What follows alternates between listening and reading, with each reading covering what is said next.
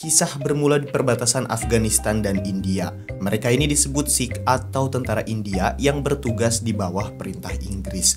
Yang berbeda dari mereka ialah mereka tidak memakai helm seperti tentara konvensional pada umumnya. Namun mereka memakai turban sebagai tanda atau identitas dan kehormatan mereka. Saat itu ketika mereka sedang berpatroli, tiba-tiba datanglah warga Afghanistan yang akan menghabisi seorang wanita karena telah melakukan perzinahan. Bagi mereka, hal itu merupakan aib dan orang yang melakukannya mesti dihabisi dengan kepercayaan yang mereka yakini.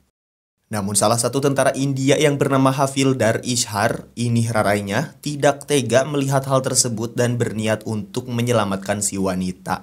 Namun pimpinan Inggris yang bernama Lawrence melarangnya karena mereka tidak memiliki hak untuk ikut campur dengan urusan mereka. That's an order, Havildar. Havildar! Namun saat pedang akan menyambar si wanita, tiba-tiba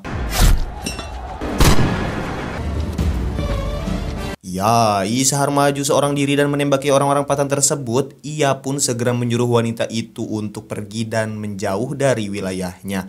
Dan melihat hal tersebut, pasukan Pathan segera melawan karena mereka menganggap tentara India telah mengusik mereka.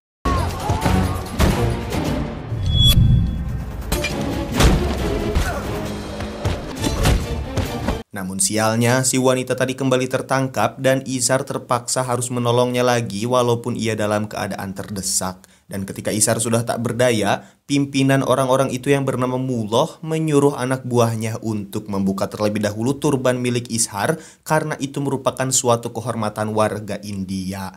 Dan ketika salah satu pria akan membuka turban itu, muncul rekan-rekan Ishar untuk membantunya dan membuat mereka semua kewalahan.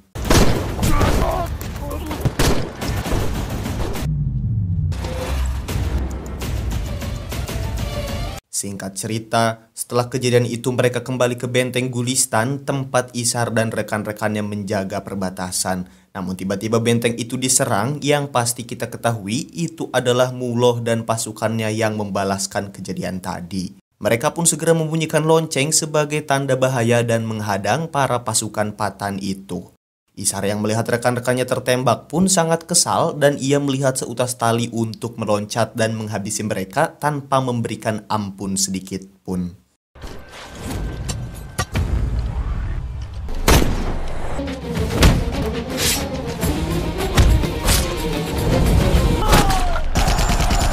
Setelah itu Ishar bersembunyi dan melemparkan sebuah bom hingga membuat sniper terjatuh dan berlari ketakutan. Namun ketika Ishar mengejarnya, ternyata di sana sudah banyak orang yang bersiap untuk menembaknya.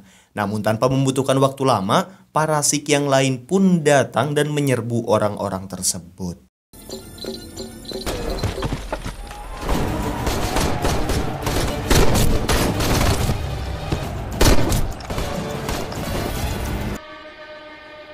Usai kejadian itu, pimpinan Inggris yang bernama Houston menghukum Ishar dengan mengirimnya ke benteng Saragarhi, salah satu pos komunikasi kecil untuk menyampaikan pesan antara dua benteng utama. Tak cukup hanya di situ, Ishar sangat dibuat kesal karena Lawrence merendahkannya dengan mengatakan para Sikh hanyalah seorang budak yang kedudukannya lebih rendah dibandingkan mereka. तुम हमारे गुलाम इंडिया के लोग ऐसे ही है मुझे लगता है कि यहाँ की उनको डरपोक बना. Singkat cerita, setelah menempuh perjalanan yang cukup jauh, Ishar tiba di benteng Saragarhi, tempat resimen ke-36 yang terdiri dari 21 Sikh.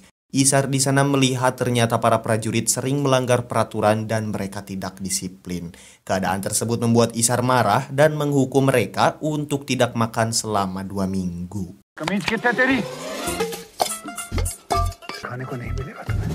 जब तक नायक साहब कुछ नहीं खाएंगे तो हम सब भी कुछ नहीं खाएंगे. ऐसा करते हैं सजा को 2 हफ्ता कोई शक. जी नहीं सर जी. Hari-hari berjalan seperti biasa, mereka melewati hukuman ini dengan lapang dada. Namun ada juga yang menganggap Ishar hanyalah beban yang dikirim oleh Inggris kepada mereka semua.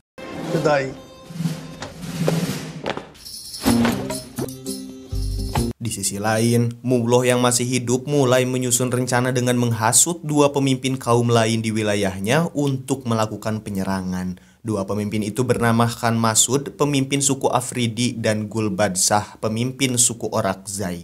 Dan meskipun Gul sudah mengatakan bahwa Inggris telah membayar mereka untuk tidak menyerang jajahan Inggris, Mawloh menjanjikan bahwa ia akan memberikan bayaran 2 kali lipat jika berhasil menggulingkan para Sikh. अगर हम कामयाब हुए तो आपको दुगना मिलेगा. Kembali ke benteng Saragarhi, kini 2 hari sudah mereka lewati tanpa makan dan minum. Isar pun memberikan perintah kepada Khuda selaku koki di sana untuk menyelesaikan hukuman dan menyiapkan makanan. Berita itu pun langsung membuat para Sikh gembira, terkecuali Chanda yang mengatakan bahwa mereka harus menyelesaikan hukuman ini selama 2 minggu dan tidak membutuhkan belas kasihan. Namun alangkah terkejutnya mereka ketika mengetahui bahwa Ishar pun ternyata sama tidak makan dan minum seperti mereka semua. मेरे साथी भूखे रहे ऐसा फौजी नहीं हूँ लाल सिंह. आज सभी साथी इकट्ठे खड़ा. ओ दादा मुर्गे नो को. Esokan harinya, Mawloh dan para pasukannya mulai mengatur strategi untuk memulai penyerangan, di mana mereka akan menyerang Saragarhi terlebih dahulu karena jumlah Sikh di sana lebih sedikit dibanding benteng yang lainnya. Lalu setelah itu mereka akan melanjutkan penyerangan ke Gulistan dan Lokchart dengan yakin bisa menguasai 3 benteng itu dalam waktu 9 jam saja. Di saat yang sama, Isar mendapatkan kabar bahwa informan mereka telah menghilang dan membuat mereka terpaksa harus turun dan mencari keberadaannya ke permukiman. Di keesokan harinya, Gurmukh mendapatkan sinyal pesan dari benteng Lokchart yang memperingatkan bahwa pasukan Patan sedang menuju Saragarhi untuk melakukan penyerangan. Ishar pun segera mengecek dengan teropongnya, namun tidak ada apapun yang mencurigakan.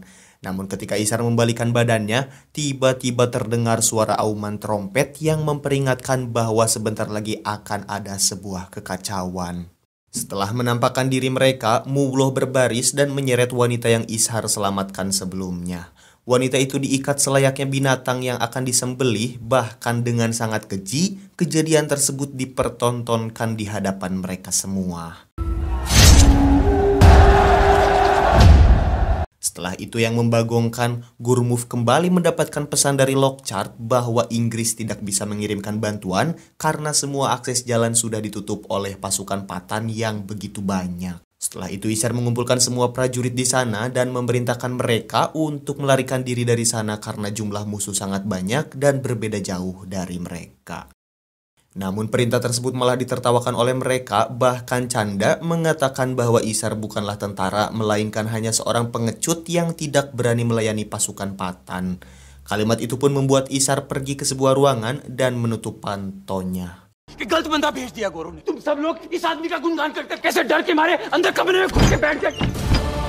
Ya, ternyata di ruangan tersebut Isar mengganti turbannya dengan warna saffron sebagai lambang keberanian dan pengorbanan. Ia juga berkata di hadapan mereka bahwa dirinya berjuang bukan untuk uang dan bukan atas perintah Inggris, melainkan untuk setiap orang yang telah tewas berkorban dan untuk orang yang telah dianggap budak oleh Inggris.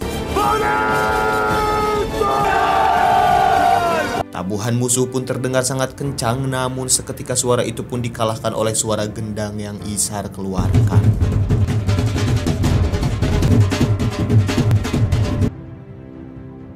Saat itu juga Isar segera membidik musuh menggunakan senapannya. Dan meskipun jarak musuh yang sangat jauh, Isar mampu mengenai orang yang telah membunuh si wanita hingga tewas di tempat. Hal tersebut membuat pasukan Patan semakin geram dan bersiap untuk menyerang. Begitu pula dengan Isar yang memerintahkan pasukannya untuk segera menempati posisinya. Tak hanya itu, Isar lagi-lagi menunjukkan kebijaksanaannya di mana ia menyuruh Khuda untuk menyiapkan air minum bagi musuh yang terluka dan kehausan. Masya Allah. Dan saat itu juga Mawloh mengerahkan pasukannya untuk segera menyerang. Ribuan orang pun berlari berbondong-bondong sambil memegang senjata di tangannya. Dan ketika mereka mendekat, pasukan Sikh menembakinya hingga membuat mereka berjatuhan tak walakaya.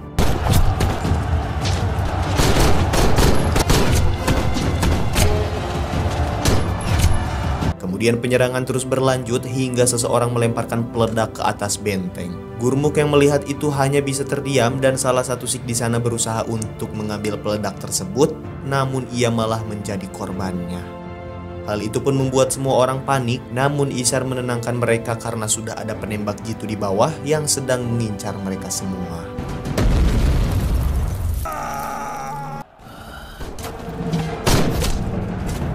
Setelah kematian salah satu Sikh itu, Isar bertanya kepada Gurmukh mengapa ia tidak melawan dan menembak. Gurmukh menjawab karena ia belum pernah berperang dan menembak orang. Alhasil, Isar memakluminya dan menyuruhnya untuk menjaga lampu dan memastikan mereka selalu mendapatkan pesan dari benteng yang lainnya. Sir ji सारा गिर से सुनेहा शहीद हो गया.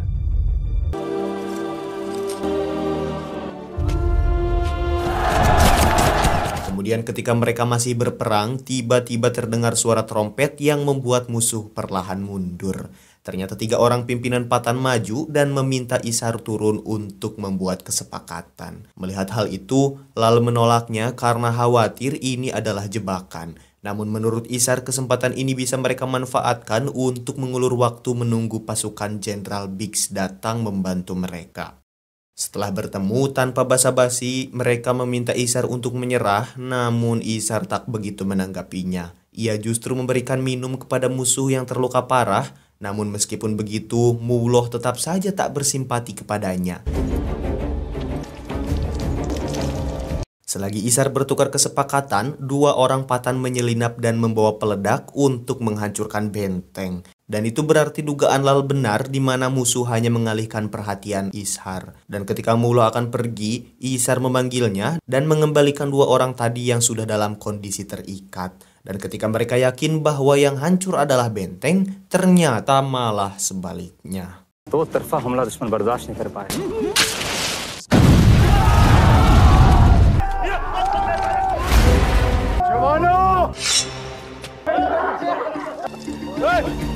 Setelah itu pasukan musuh mulai mendesak masuk ke pintu, meskipun sebenarnya mereka bisa meledakkannya, namun hal itu tidak terfikirkan karena pada dasarnya mereka hanyalah orang-orang amatiran yang bergerak menggunakan nafsu.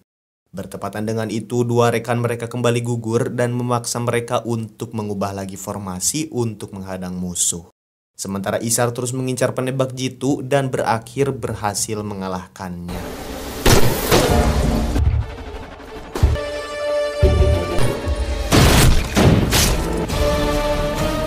Setelah musuh berhasil melubangi pintu, mata salah seorang yang menonghol ditembak oleh para Sikh dan membuat mereka mundur ketakutan. Namun di sisi lain, ternyata peluru yang mereka gunakan pun mulai menipis. Pasukan Patan yang mengira Sikh sudah tak bersisa pun dikejutkan dengan kedatangan mereka yang menyerang dengan brutal tanpa menggunakan senapan.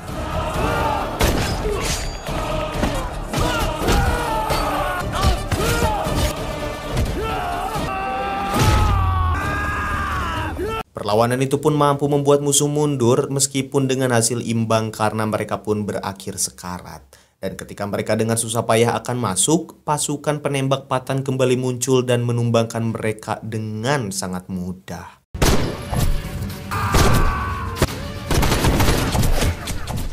Di sisi lain, pasukan yang berada di Lokchart mendapatkan pesan jika mereka membutuhkan pasokan amunisi. Namun masih sama dengan alasan sebelumnya, pasukan Lokchart sulit mengirim bantuan karena akses jalan sudah dikuasai.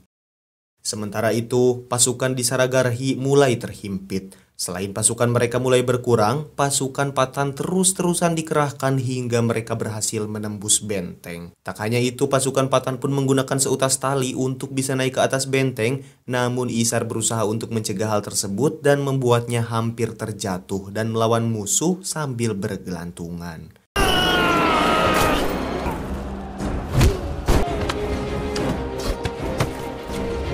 Namun sangat disayangkan bagaimanapun cara yang mereka lakukan, mustahil beberapa Sikh itu mampu mengalahkan ratusan bahkan ribuan orang yang menyerang. Pasukan Sikh pun perlahan tewas dengan cara yang mengenaskan.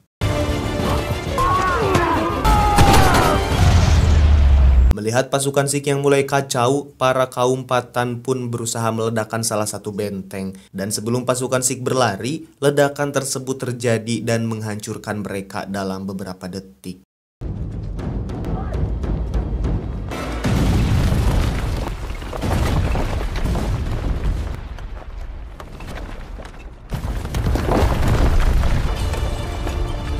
Kini mereka hanya tersisa 4 orang saja, 2 di antaranya tidak bisa memegang senjata dan mau tidak mau Isar akan menghadapinya dari bawah dan memerintahkan Gurmuk dan Chanda untuk mengabari Lawrence. Tak lama, pesan itu pun sampai di telinga Lawrence yang berisi kalimat yang sama diucapkan pada Ishar sebelumnya. Nyahlah, fucker. So long, fucker.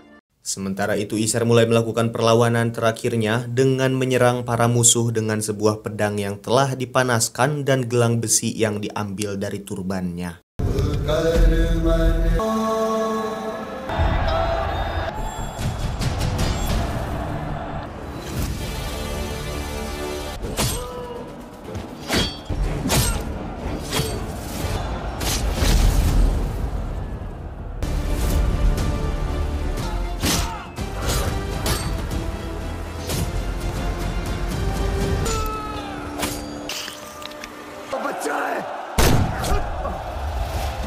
Namun pada akhirnya Ishar pun tumbang karena terkena tembakan di bahunya. Saat itu pun Chanda membantunya dan membuat para musuh berlari ke arahnya, hingga membuat Chanda tewas dengan puluhan pedang yang menusuk di tubuhnya.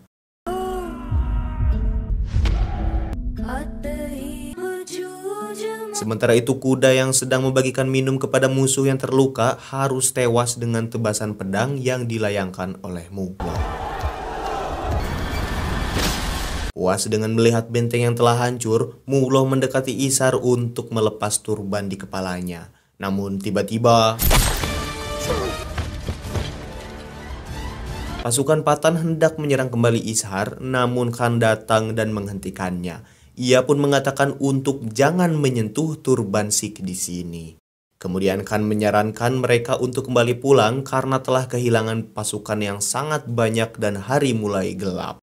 Namun Gurmuk malah menampakkan diri dan membuat pasukan itu berlari mengejarnya.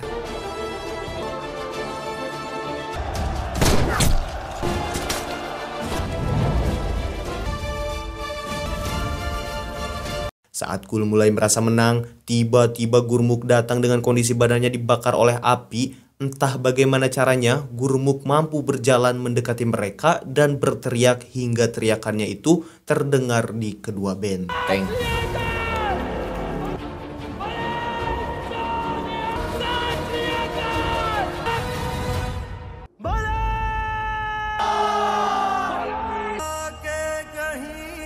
Dan cerita pun berakhir. Nah itu dia teman-teman alur cerita Kesari 2019. Jika kalian suka silahkan untuk like, share, subscribe channel ini juga. Selamat menunaikan ibadah puasa buat kalian yang menjalankan semua. Saya dari Majelis Visual undur diri. Dadah.